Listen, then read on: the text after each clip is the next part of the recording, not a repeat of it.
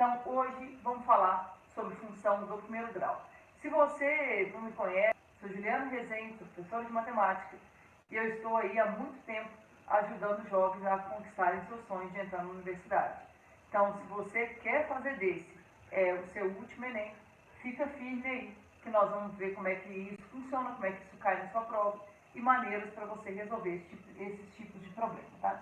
Então, vamos lá. Primeira coisa que eu preciso que você guarde aqui para mim é a forma da função. Toda função do primeiro grau tem uma forma característica. Então, assim, ó, é toda função do tipo y igual a ax mais b. Ou, para quem preferir, f de x igual a ax mais b. Com a e b pertencente aos números reais e a diferente de zero. Gente, o a tem que ser diferente de zero, porque imagina, se o a for zero, essa parte aqui desaparece. E aí fica assim, ó, f de x igual a b. E f de x igual a b é uma função constante. Então, por isso a gente coloca essa restrição aqui, ó. O a e o b são quaisquer números reais, mas o a, ele tem que ser diferente de zero, tá? Mas voltando aqui, lembrando, você pode escrever y igual a x mais b ou f de x igual a x mais b, que dá no mesmo. A gente já falou sobre isso, né? A gente viu que y é igual a f de x. Então, tanto faz se você vai usar y ou se você vai usar f de x, vai dar no mesmo, tá? Beleza, então, o que eu quero que você guarde aqui para mim? Primeira coisa que eu quero que você associe aqui é a forma. Toda função do primeiro grau vai ter essa forma que está aqui. Agora, tenta entender. Isso aqui, gente, é a lei de formação da função. Então, essa forma aqui é a representação algébrica da sua função. Então, isso aqui é a representação algébrica mais conhecida aqui como lei de formação da função.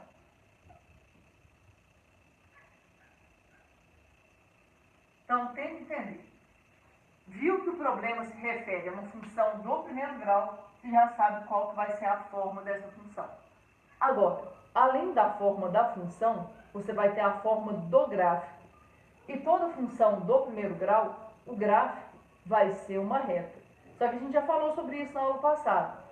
Toda função do primeiro grau é representada graficamente por uma reta, mas nem toda reta representa uma função do primeiro grau. Então, tem que tomar bastante cuidado com isso, tá? Então, a forma da função é essa. Vamos pensar agora na forma do gráfico. Ó, quem não estava aí na live passada, na live de sexta-feira, eu falei um pouco a respeito do gráfico da função do primeiro grau. Toda função do primeiro grau é representada graficamente por uma reta, mas nem toda reta vai ser uma função do primeiro grau. Para ser uma função do primeiro grau, o gráfico tem que formar um ângulo aqui, ó, de forma que ele não seja nem zero, ou seja, a reta não pode ser paralela ao eixo x. Se você pensar numa reta paralela ao eixo x aqui, vai ser uma função, mas vai ser uma função constante. E também não pode ser perpendicular ao eixo x, porque se for perpendicular ao eixo x, não vai ser função. Então, o gráfico tem que ter uma inclinação aqui, que não seja 0 e nem 90 graus. Mas beleza, então vamos pensar aqui numa outra estratégia. A gente já sabe algumas coisas, tá? Eu quero que você olhe para esse gráfico aqui e automaticamente se lembre. Se é uma função do primeiro grau, isso aqui vai ser y igual a ax mais b. Então, você já sabe que a função vai ser daquele jeito que está ali. Y igual a x mais b. O b, a gente falou sobre ele bastante também na aula passada. O que é o b? O b é a interseção da reta com o eixo y. Você pode não saber muito sobre aquele ponto ali, ó, mas o x desse ponto vale 0. E se você substituir a função, você vai ver que o y vai ser b. Então, ali tem o ponto 0 e B. Beleza. Agora, eu quero falar um pouquinho sobre o A. E aí entra uma parte um pouco mais técnica. Alguém pode falar assim, Ju, mas eu gostei tanto daquele jeito seu lá de pensar com a variação linear, eu posso usar aquilo? Pode. Você pode e deve usar aquela ideia. Mas agora eu vou te mostrar uma coisa mais técnica, tá? Esse A que aparece aqui, vocês sabem que eu gosto de chamá-lo de taxa de variação da função. Taxa de variação da função. Agora, muita gente vai chamar esse A de coeficiente angular da reta. E tá tudo bem se você fizer isso, viu? Não tem problema nenhum. Isso aqui também é conhecido como coeficiente angular. Agora, de onde vem essa ideia, gente? O A, ele está relacionado com a inclinação que a reta tem em relação ao eixo X. Toma cuidado, porque muita gente acha que o A é a inclinação da reta. E, na verdade, não é, porque a inclinação da reta é um ângulo. 30 graus, 28 graus, 52 graus. O A, ele não é o ângulo que a reta forma com o eixo X. O A, ele é a tangente desse ângulo. Como assim? O A, ele é a tangente do ângulo alfa. Essa aqui é que é a ideia do A. Ah, Ju, mas como é que funciona isso? Na prática, é o que a gente já sabe. Aquele A que aparece ali é ΔY sobre ΔX. De onde sai essa ideia? Sai da trigonometria, da ideia de geometria mesmo. Repara, uma coisa que eu falei com vocês na aula passada que eu preciso que vocês entendam. Para a gente determinar uma reta, se a gente souber 2 pontos por onde a reta passa, a gente consegue determinar. Então, por exemplo, imagina que eu conheça esse ponto e imagina que eu conheça esse ponto, tá? Peguei 2 pontos aqui, ó. Vou chamar esse ponto aqui de A, vou chamar esse ponto aqui de B. Agora, presta bastante atenção no que eu vou fazer aqui para você entender aquela ideia, tá? Embora eu prefira usar sempre a ideia de variação linear, isso aqui pode ser útil em algumas situações. Repara, esse ponto A aqui, ó, ele tem coordenadas. Ele tem um valor no x e tem um valor no y. Aqui eu vou chamar de x do ponto A. Aqui eu vou chamar de y do ponto A. Com o ponto B não é diferente, ó. O ponto B vai ter referências aqui também. Aqui, ó, vai ser o x do ponto B e aqui em cima vai ser o y do ponto B. Qual que é o meu objetivo agora? Eu quero, gente, calcular a tangente do ângulo alfa. Se esse ângulo alfa fizesse parte de um triângulo retângulo, a minha tarefa ficaria um pouco mais fácil. Por quê? Porque num triângulo retângulo eu sei calcular a tangente do ângulo. Então, vou fazer isso. Eu vou colocar aquele ângulo alfa dentro de um triângulo retângulo. Mas como? Fechando um triângulo retângulo com esses 2 pontos que eu conheço. Dá uma olhada aqui, ó. Vou vir aqui e vou fechar um triângulo retângulo. Veja se dá para entender a ideia aqui, ó. Aqui tem um ângulo de 90 graus. Então, olha bem para aquele triângulo retângulo que eu fechei aqui. Aí você deve estar pensando, tá, Ju, mas o que esse triângulo tem a ver com o ângulo alfa? Na verdade, gente, tem tudo a ver com o ângulo alfa. Ó. Esse ângulo aqui vai ser alfa. Como é que eu sei disso? São ângulos correspondentes. Repara, esse segmento é paralelo a esse. Então, esse ângulo é igual a esse. Quem gosta de geometria aí pode usar aquela ideia da regrinha do Z. Não sei se dá para enxergar aí, mas a gente pode pensar num Z aqui, ó. Esse ângulo aqui seria alfa. Por quê? Porque os ângulos da pontinha do Z são iguais. Só que esse aqui é alfa, o de dentro também é. Só que não precisa disso, né? Sempre que você tiver, tem lá, reta paralela, 2 retas paralelas e uma transversal. Esses 2 ângulos são iguais, porque eles são ângulos correspondentes. Tá, mas entende? Eu cheguei onde eu precisava. Eu consegui colocar o ângulo alfa dentro de um triângulo retângulo. Agora, eu consigo, se eu quiser, calcular a tangente daquele ângulo. Lembra aí para mim de geometria. Como é que a gente calcula a tangente de alfa? Tangente de alfa é cateto oposto dividido pelo cateto adjacente. Dá uma olhada, ó. O cateto oposto seria esse aqui. O cateto adjacente é esse. Ah, Ju, mas quanto que vale? Então, vamos tentar entender, ó. Esse pedaço que está aqui é do mesmo tamanho aqui, ó. Aí observe, tudo vale YB. A parte que eu não quero vale YA. Quanto que vai valer essa parte, então? Vai ser YB menos YA. De novo, ó. Eu quero saber quanto que vale esse pedaço. Tudo vale YB. A parte que eu não quero vale YA.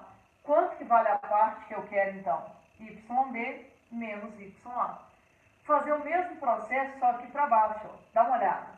Esse segmento aqui é do mesmo tamanho desse segmento aqui de baixo. E a ideia é a mesma. Dá uma olhada. Tudo vale XB. A partezinha que eu não quero vale XA. O que vai ser esse segmento, então? XB menos XA. Você deve olhar e falar assim, nossa, mas está cheio de letra demais. O que nós vamos fazer com isso? Pois é, agora eu vou calcular a tangente do ângulo. Dá uma olhada. O que vai ser a tangente de alfa? Tangente de alfa vai ser cateto oposto YB menos YA, dividido pelo cateto adjacente. Quem seria o cateto adjacente? XB menos XA. Agora é aqui que eu quero que você preste bastante atenção. Por quê? Repare, o que é YB menos YA? YB menos YA, eu estou fazendo o Y final menos o Y inicial. A gente costuma chamar isso de variação. E a variação a gente representa pelo delta. Então vai ser delta Y. Depois eu fiz XB menos XA. XB menos XA, eu estou fazendo o X final menos o X inicial. É variação também, só que é variação dos valores de X. Então, o que vai ser a tangente do ângulo?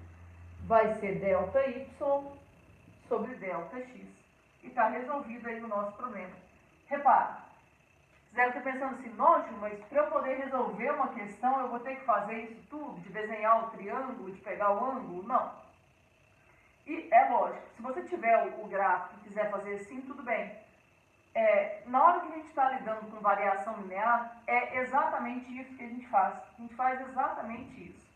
Agora, o que eu quero é que você entenda o motivo da gente fazer o A dessa forma. Lembra, o A para mim é a taxa de variação da função.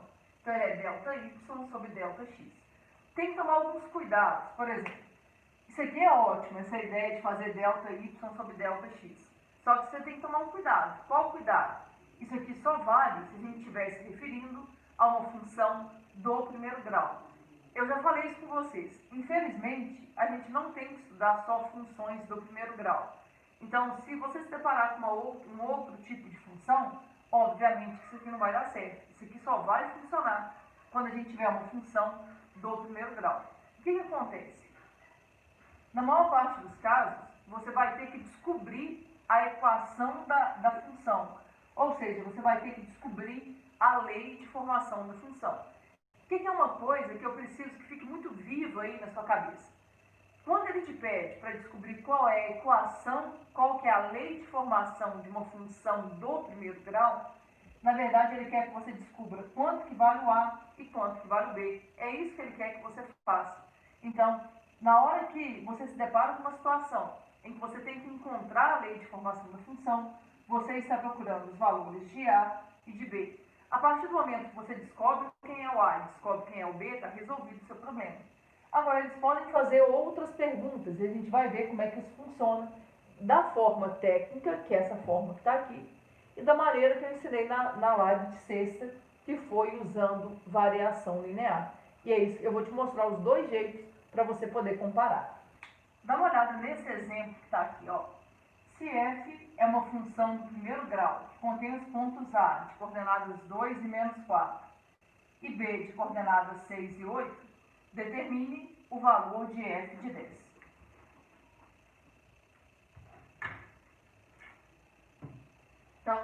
imaginar a situação. Eu estou te falando sobre uma função f. Estou te contando que essa função f não é uma função qualquer. É uma função do primeiro grau. Além disso, estou te contando que essa função passa por esse ponto A, que tem coordenadas 2 e menos 4, e passa por esse ponto B, que tem coordenadas 6 e 8. Então, eu estou te contando que a função passa por esses dois pontos. Vai tentando amadurecer essa ideia na sua mente. Se é função do primeiro grau, o gráfico é uma reta. E se você conhece dois pontos por onde a reta passa, é possível descobrir qual é a equação da reta. E quem é a equação da reta aqui para nós? A equação da reta é a lei de formação da função. É a expressão algébrica que representa a função. Aí observe, olha o que eu quero. Eu quero descobrir quanto que vale o f de 10. O que você pode fazer para descobrir isso aqui? Primeiro passo, você pode pensar assim: eu quero descobrir quanto que vale f de 10. Se eu tivesse a função, calcular o f de 10 ia ser fácil. Por que ia ser fácil? Era só eu voltar na função e onde tem x, colocar 10. Agora, eu preciso que você entenda o seguinte: dependendo do caso, você às vezes não vai precisar achar quem é a função para depois resolver. Por quê? Porque aqui, como é uma função do primeiro grau, isso aqui está relacionado com uma coisa que a gente chama de variação linear. E eu gostaria muito que vocês entendessem essa ideia. Mas beleza, vamos tentar ver como é que a gente faz para resolver esse problema aqui. Eu vou primeiro fazer pelo jeito tradicional, tá? O que é o jeito tradicional? Tentar descobrir quem é o A e tentar descobrir quem é o B. Depois eu vou fazer pensando em variação linear, para tentar te convencer que com a variação linear você gasta um pouco menos de tempo e fica um pouco mais fácil. Primeira dúvida que pode surgir aí: Ju, eu vou ter que fazer um desenho, desenhar a reta, achar aquele ângulo alfa, calcular a tangente dele? Não, não precisa fazer nada daquilo. Você tem que ter em mente a ideia. E qual que é a ideia? O que é o A? O A é a tangente do ângulo alfa. O A é a tangente do ângulo alfa. Na prática, o A é ΔY sobre ΔX, ou seja, você faz a variação dos valores de Y dividido pela variação dos valores de X. Ah, Ju, como assim? Repara, eu tenho dois pontos por onde a reta passa. Se é função do primeiro grau, você já sabe automaticamente que é reta. E aí, como é que você vai fazer para resolver isso aqui? Você vai pensar assim, ó: o que vai ser o meu A? Meu A vai ser ΔY sobre ΔX. Como é que você faz isso? Você faz a diferença entre os valores de Y. Muita gente fica em dúvida aqui e fala assim: Ju, e se eu escolher uma ordem errada? Gente, não tem essa de ordem errada, tá? Você tem que fazer ΔY sobre ΔX. Então eu faço assim, ó: o Y desse ponto menos o Y desse ponto. Ficaria 8 menos 4. Tomar cuidado aqui, gente, com regra de sinal. Agora, bastante cuidado também com um detalhe. Que detalhe? Como eu falei, as pessoas em geral ficam em dúvida. Ju, você fez 8 menos 4. E se eu fizesse menos 4 menos 8? Não teria problema nenhum. A ordem aqui é você quem escolhe. Só que uma vez escolhida a ordem, ela tem que ser mantida. Eu fiz y do ponto B menos o y do ponto A. Agora, na hora de fazer o denominador, como é que vai ter que ser? Vai ter que ser o x do ponto B menos o x do ponto A. Então, vai ser 6 menos 2. Entende? Não há problema nenhum se você fizer esse menos esse. Só que se você fizer y do ponto A menos o y do ponto B, você vai ter que fazer x do ponto A menos o x do ponto B. Então, tente entender. Quem escolhe a ordem é você, mas uma vez escolhida a ordem, ela vai ter que ser mantida. Agora, a gente termina isso aqui, ó. Dá uma olhada. 8 menos 4. Toma cuidado, porque aqui vai virar mais. Vai ficar 8 mais 4. E 8 mais 4 é 12. 6 menos 4, ó, 6 menos 2 é 4. 12 dividido por 4 vai dar 3. Então, 3 é a taxa de variação da minha função. O que é o 3? É o coeficiente angular da reta. O que é o 3? É a tangente que a reta que passa por esses dois pontos forma com o eixo x. Então, acabei de descobrir aqui que o A vale 3. Lembra, se você quer descobrir quem é a equação da reta, não basta você descobrir só quanto que vale o A. Você precisa agora descobrir quanto que vale o B. Aí muita gente fica na dúvida, Ju, como é que eu vou fazer para descobrir quanto que vale o B? Tem várias formas. A gente gosta de fazer um sistema. O jeito que eu prefiro é já substituir. Como assim? A minha função é desse jeito, ó. F de x é igual a ax mais b. Então, ficaria f de x igual a 3x mais b. Quem que está faltando eu descobrir aqui? Falta descobrir quanto que vale b. Para você descobrir quanto que vale b, você pode substituir, você pode usar um dos dois pontos. Qual ponto que você vai usar? Tanto faz. Você vai usar aquele que você julgar que é mais fácil. Tem gente que vai usar esse, tem gente que vai usar esse, tanto faz. Por exemplo, imagina que eu resolvo usar esse ponto. O que esse ponto fala pra gente? Ele fala que quando o x é 2, o y vale 8. Ou seja, quando o x é 2, a função que é o y vale 8. Na prática, ele está te contando que o f de 6 vale 8. E é isso que eu vou fazer aqui, ó. Vou calcular o f de 6. F de 6 vai ser igual a 3 vezes 6 mais b. No lugar do f de 6, o que eu coloco? 8. 8 vai ser igual a 18 mais b. Passo 18 para lá. Vai ficar 8 menos 18 é igual a b. 8 menos 18 vai dar menos 10. Então, acabei de descobrir que o b vale menos 10. Repara, agora que eu já sei quanto que vale o a e quanto que vale o b, eu tenho a minha função. E tendo a função, é possível responder a qualquer pergunta que ele te fizer. Dá uma olhada, quem vai ser a função aqui? Vou apagar esse pedacinho aqui, tá? Quem vai ser a função? A função vai ser f de x igual a 3x menos 10. Eu quero descobrir quanto que vale f de 10. Gente, tendo a função, dá para descobrir o f de qualquer coisa que esteja no seu domínio. Então, particularmente, eu quero o f de 10. O que vai ser o f de 10? Vai ser 3 vezes 10 menos 10. Vou colocar aqui de uma cor diferente. Ó, onde tinha x, eu troquei por 10. Olha o que vai virar. F de 10 vai ser igual a 30 menos 10. O que é 30 menos 10? 20. F de 10 é igual a 20. Agora, olha, pessoal. Eu acho que isso aqui dá muito trabalho, tá? Com o tempo, estava fazendo isso aqui de forma mais rápida, acaba que eu demorei muito tempo, porque eu estava explicando passo a passo como fazer, né? Aquela ideia toda. Mas assim, de toda forma, eu acho isso aqui bem demorado. Vou te mostrar agora uma ideia muito parecida com essa, mas que a gente consegue resolver o problema de uma forma bem mais rápida. Vamos ver como é que seria. Olha como é que eu resolvo esse mesmo problema, só que de uma forma bem mais prática, bem mais econômica, e que eu acho até que é mais fácil de operacionalizar mesmo, assim, é mais fácil de você pensar nisso. Eu imagino o seguinte, o cara está me dizendo que é uma função do primeiro grau. Então, eu já sei que o gráfico disso aqui é uma reta. Eu já sei também que a variação linear funciona bem aqui. O que eu penso? Eu penso assim, ó, se é uma reta, é uma função do tipo f de x igual a ax mais b.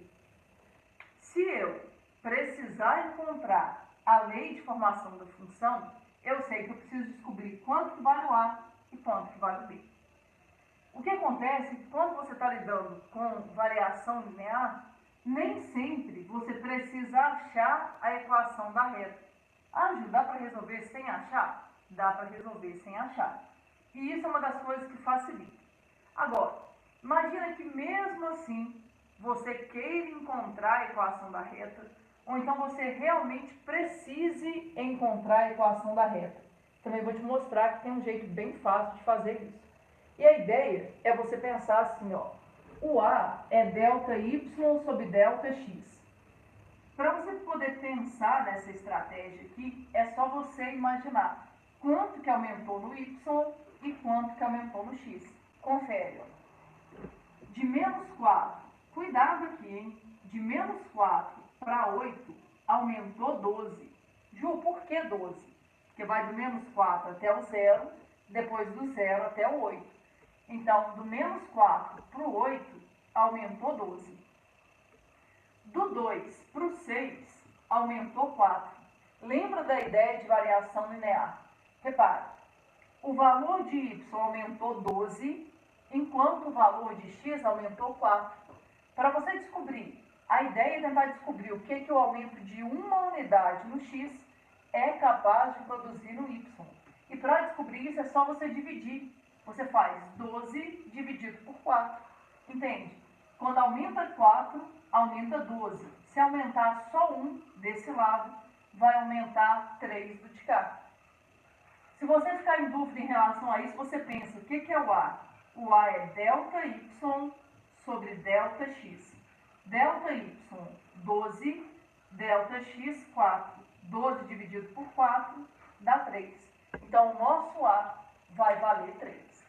Achou o valor de A? Repara, eu nem fiquei preocupado em quem que eu estava subtraindo, eu pensei na lógica. O valor de y aumentou 12, enquanto o valor de x aumentou 4. Agora eu quero que você consiga entender o seguinte. Se a gente quiser, já dá para resolver o problema sem ter que encontrar quem é o B. Ju, como é que dá para resolver o problema sem ter que encontrar o B? Pensando em variação linear. Como assim? Tanto faz, tá? Você pode pegar o primeiro ponto ou o segundo, vou fazer com os dois, para você ver que não faz diferença. Deixa eu só arrumar o fone. Para você ver que não faz diferença, tá? Por exemplo, vou pegar o ponto B. O ponto B tem coordenadas 6 e 8. Quando eu te peço para descobrir o f de 10, o que eu quero? Eu quero saber quanto que vale o y quando o x vale 10. Entende? É importante você saber a taxa de variação da função. Por quê? Porque agora você sabe.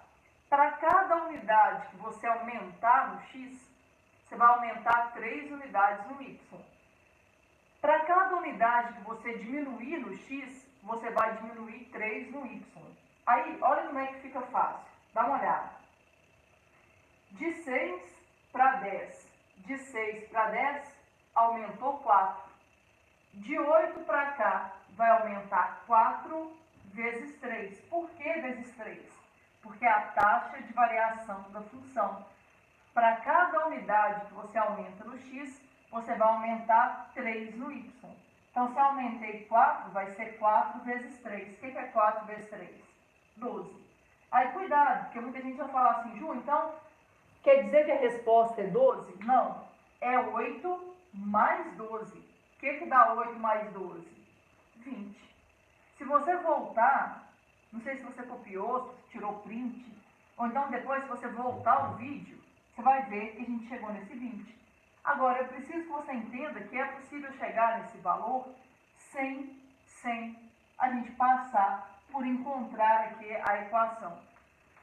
A dúvida que vai surgir, Ju, dá para fazer isso com qualquer função? Gente, infelizmente não. Dá para fazer com um tipo específico de função. Qual tipo de função? Função do primeiro grau. Agora, imagina que você fala assim, beleza, Ju, você fez aí, deu certo, mas sei lá, eu acho que eu ia pegar o ponto A. E aí? E aí você ia chegar na mesma resposta. Dá uma olhada. O ponto A tem coordenadas 2 e menos 4. Eu quero pensar quanto que vale o x, quanto que vale o y quando o x é 10. Você sabe que a taxa de variação aqui é 3. Confere comigo. De 2 para 10, aumentou 8. Daqui para cá, aumentou 8 vezes 3. O que é 8 vezes 3? 8 vezes 3 é 24. Repare, o que vai ser o valor do y? Vai ser 24? Não. Vai ser menos 4 mais 24. O que dá menos 4 mais 24? Dá 20. Então, quando x vale 10 nessa função, o y vale 20. E daria para descobrir qualquer um, tá, gente? Ah, Ju, se fosse um valor negativo, daria para chegar no resultado do mesmo jeito. Agora, vamos imaginar que você fala assim, não, Ju, mas infelizmente a questão queria saber qual que era a lei de formação da função. Ok, achei o valor do A lá por esse método de pensar no delta y sobre delta x, fiz direto ali igual você fez, mas agora eu preciso descobrir quem é o B. Para descobrir quem é o B, você teria duas opções. Primeira opção, fazer pelo jeito tradicional, usar um desses dois pontos aqui, trocar o x por 2 e o y por menos 4, ou trocar o x por 6 e o y por 8. Tanto faz, você vai chegar no mesmo resultado. Agora, tinha um jeito alternativo de chegar nesse valor de B, que é você pensar no significado dele. Vamos lembrar, gente. Qual que é o significado do B? Vou fazer aqui um esboço, tá? Fazer um esboço aqui. Imagina que você tem uma reta desse jeito. Qual que é o significado do B? O B é onde a função corta o eixo y. Você pode não ter ideia de quanto vale o y nesse ponto, mas o x você tem que saber que é zero. Então, entende? Ali é onde a função corta o eixo y. Na prática, o que é o B? O B, presta atenção no que eu vou falar, hein? O B é o valor da função quando x é zero. Então, o B é o valor da função quando x é zero. A partir do momento que você sabe que o B é o valor da função quando x é zero, você consegue descobrir o B usando o mesmo processo de variação linear. Ah, Ju, como assim? Entende? Ó? Tanto faz o ponto que você vai pegar, tá? Vou fazer primeiro aqui com o ponto A. Ponto A tem coordenadas 2 e menos 4. Lembra? O que é o B? O B é o valor da função, ou seja, o B é o valor do y quando x é zero. E aí, observe, aqui é só você voltar, ó. Aqui eu vou voltar 2 unidades. Lembra, como a taxa de variação aqui é 3, quer dizer que para cada unidade que você aumenta no x, o y aumenta 3 unidades. Mas o contrário também é verdade. Para cada unidade que você diminui no x, o y vai aumentar 3, vai diminuir, né, 3 unidades. Então, vê se deu para entender, ó, de novo. O que significa a taxa de variação ser 3? Quer dizer que para cada unidade que você aumenta no x, vai aumentar 3 unidades no y. Mas para cada unidade que você diminui no x, você vai ter que diminuir 3 unidades no y. Então, repara, daqui para cá diminuiu 3. Daqui para cá vai diminuir 2 vezes 3. Menos 2 vezes 3 vai dar menos 6. Aí, cuidado. Quer dizer que o B vale menos 6? Não. Quer dizer que o B vai ser menos 4, menos 6. Menos 4, menos 6 vai dar quanto? Menos 10, que é o valor que a gente já sabia. Então, quem que vai ser nossa função? Vai ser y igual a 3x menos 10. Ah, Ju, e se eu usasse um outro ponto? Gente, tanto faz o ponto que você vai usar. Dá uma olhada. Vou fazer aqui, ó. Imagine que você usasse esse ponto, 6 e 8. Você teria que imaginar. O que significa descobrir quem é o B? O B é o valor da função quando x é zero. Então, entende? Daqui para cá, você está diminuindo 6 unidades. Nessa função do primeiro grau, cada unidade que você aumenta ou diminui, você mexe com 3 unidades no y. Então, daqui para cá, vai ser menos 6 vezes 3. Menos 6 vezes 3 dá menos 18. Confere. 8 menos 18. O que dá 8 menos 18? Dá menos 10. Então, seu B vai ser menos 10. Tem que entender. A grande vantagem de mexer com variação linear é que você não precisa conhecer um ponto específico. A partir de qualquer ponto pertencente à função, dá para você descobrir qualquer pergunta que seja feita a respeito daquela função. A questão fala o seguinte: o gráfico a seguir representa o aumento da temperatura da água de uma caldeira em função do tempo de aquecimento. Aí ele te dá esse gráfico, tá? E aí é uma questão aberta, ele te faz 3 perguntas. Letra A: escreva a função que represente o aquecimento da água dessa caldeira em função do tempo. Traduzindo, ele quer a lei de formação da função. Letra B: qual a temperatura da água no instante 1 hora e 24 minutos? E por fim, ele pergunta: quantos graus a temperatura da água no interior da caldeira aumentará a cada hora? Então, são 3 perguntas diferentes aí. A letra A, ele pede a função, e a letra B, a letra C, ele pergunta quantos graus a temperatura da água no interior dessa caldeira aumentará a cada hora. A letra A e a letra B a gente vai resolver juntos, porque para resolver a letra A, a gente vai ter que saber quem é a letra C. A mais chatinha aí de fazer é a letra B, mas a gente vai ver também como é que funciona. Repara, primeira coisa, ele quer saber qual que é a lei de formação dessa função. O que eu preciso que esteja claro na sua cabeça aí? Você tem que olhar para esse gráfico, bater o olho aqui e pensar: o gráfico é uma reta. Essa reta é uma reta inclinada. Ela não é nem paralela ao eixo x, nem paralela ao eixo y. Então, isso aqui é uma função do primeiro grau. Lembrou que é função do primeiro grau? Automaticamente você vai ter que pensar que isso aqui é y igual a ax mais b. Tenta entender.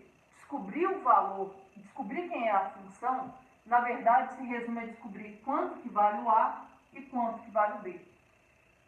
O b, gente, é onde a função corta o eixo y.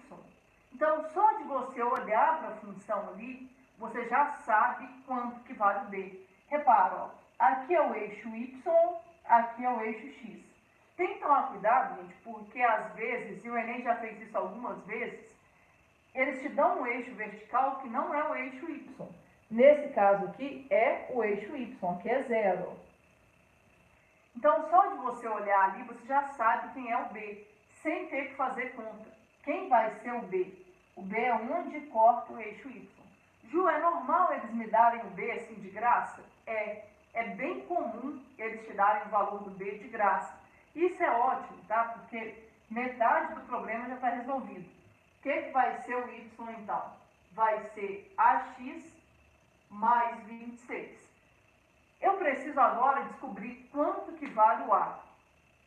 Quem quiser fazer pelo jeito mais tradicional, pode, por exemplo, pegar esse ponto aqui, ó. Esse ponto tem coordenadas 3 e 95.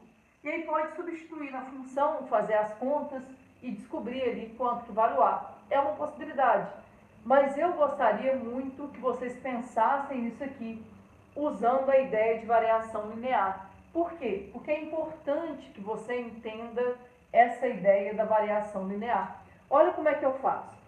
Quando você tem um gráfico, basta que você tenha 2 pontos para você descobrir quem é o A. E nós temos 2 pontos, ó. Tem esse ponto aqui e tem esse ponto de cá. É só você pensar, ó. O Y vai do 26 para o 95.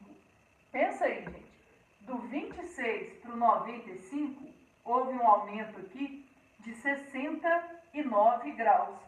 Que conta que eu fiz para responder isso? Eu fiz 95 menos 26. Na prática, eu fiz o ΔY. Então, eu peguei aqui, ó, na verdade não é Y aqui, né? É ΔT, variação da temperatura. Agora, presta atenção. O que significa isso? Significa que a temperatura aumentou 69 graus. Em quanto tempo, gente? Aumentou 69 graus em 3 horas. Isso é muito importante que você entenda. A temperatura aumentou 69 graus em 3 horas. Ah, Ju, por que isso é importante? Porque tem que entender a lógica. Só de olhar ali eu sei que é um gráfico, que é uma reta, que o gráfico é uma reta. Se é uma reta, eu já penso, é variação linear. E o que significa ser variação linear? Significa que tem que aumentar ou diminuir no mesmo ritmo. E aí eu penso assim, ó, se aumentou 69 graus em 3 horas, não pode ser assim, na primeira hora aumentou 40 graus, na segunda hora aumentou 20 graus, não pode. Se é linear, tem que aumentar ou diminuir no mesmo ritmo. Se aumentou 69 em 3 horas, quanto que aumentou por hora? 23. De onde que eu tirei essa resposta, gente? É variação da temperatura dividido pela variação do tempo. Então, 69 dividido por 3, o que dá isso? 23. Essa aqui é, inclusive, a resposta da letra C. O que aquele 23 ali representa? Significa que nessa caldeira, a cada hora que passa, a temperatura aumenta 23 graus. E essa é a resposta da letra C. Agora a gente já tem a letra A e a letra B, a letra C resolvidas. Ó. O que vai ser o Y? Vai ser 23x mais 26. Confere, ó. O A vale 23 e o B vale 26. O que acontece, gente, é que por causa do contexto do problema, ao invés de usar Y e X, eu poderia usar temperatura e tempo. Como assim? Fica mais coerente se eu escrevesse assim, ó, a temperatura em função do tempo vai ser 23T mais 26. Mas se você quiser escrever com X e Y, gente, tá bom também, tá? Como se quer uma prova aberta, eu deixaria a resposta desse jeito.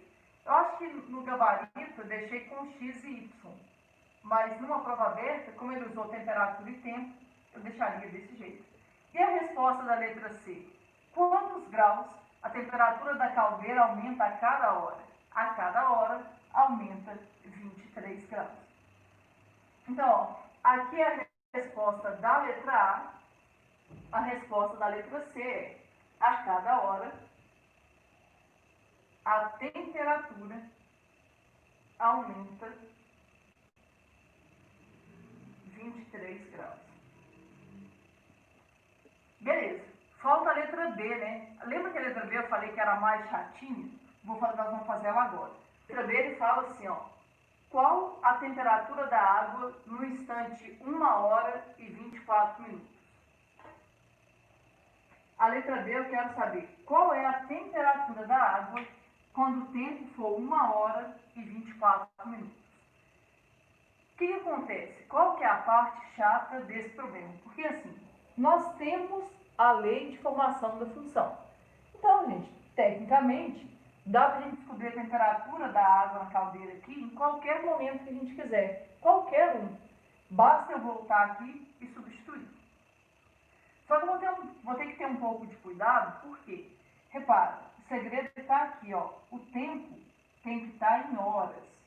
Repara, quando eu coloco desse jeito, ó, o tempo não está em horas. Eu não posso vir aqui e trocar o tempo por 1 hora e 24 minutos. Outro cuidado que você tem que ter, que é um erro comum, que a pessoa achar que 1 hora e 24 minutos é 1,24 horas. E está errado, tá, gente? Isso aqui está errado. Ah, Ju, como é que eu faço então? Transformo para minutos? É uma possibilidade. Você pode até fazer isso. O que seria 1 hora e 24 minutos? Seria 84 minutos. Mas cuidado. Você não poderia vir aqui e trocar o T por 84. Por que não? Porque se você trocar o T por 84, o tempo está em horas. Você descobriria a temperatura da água daqui a 84 horas. E não é isso que a gente quer. Ah, Ju, o que eu vou fazer então? Eu vou transformar isso aqui com cuidado, tá? Eu pensaria o seguinte, ó. Isso aqui já está pronto. É 1 hora. Eu pensaria nesses 24 minutos. 24 minutos, gente, é a mesma coisa. Aqui, Isso aqui vai depender muito do jeito que você está acostumado a pensar. Mas quem tem um pouco mais de facilidade sabe que 24 minutos é a mesma coisa que 40% da hora. Então, 1 hora e 24 minutos é a mesma coisa que 1,4 horas. Agora, se te der dúvida em relação a isso, você faz uma regra de 3 para o tempo. Você pensa assim, ó, 1 hora tem 60 minutos, 24 minutos, ou 84 minutos, se você preferir, vai ser igual a x. Repara, ó, minuto cancela com minuto. Aqui por 12 dá 2. Aqui por 12 vai dar 5. Vai ficar 5x, vai ser igual a 2. O que vai ser o x? 2 dividido por 5. E 2 dividido por 5 é 0,4. 0,4 o quê? Horas. Então, o nosso tempo vai ser 1,4 horas. Agora, depois que você tem a função, é só voltar e substituir. O que vai ser a temperatura quando o tempo for 1,4? Você volta aqui e substitui. Vai ser 23 vezes 1,4 mais 26. Vai ter essa parte chata aqui, né? Vou ter que fazer 23 vezes 1,4. 4 vezes 3 dá 12, vai 1. 4 vezes 2 dá 8. Com 1, 9. 1 vezes 3 dá 3. 1 vezes 2 dá 2. Aqui vai dar 2. 12 vai 1, 3. Uma casa decimal, uma casa decimal. Então, a temperatura depois de 1,4 horas vai ser 32,2 mais 26. Agora aqui eu tenho que somar 32,2 com 26. 32,2 com 26 vai dar 58,2.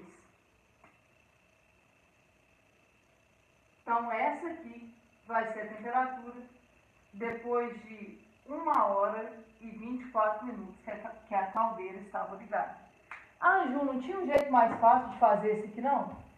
Ô, gente, dá para fazer com variação linear também, mas aqui, de todo jeito, não tem muito jeito de fugir por causa da conta com o número decimal, ela que é a parte chata. Mas entende, em geral, o complicado é você descobrir quem é a lei de formação da função.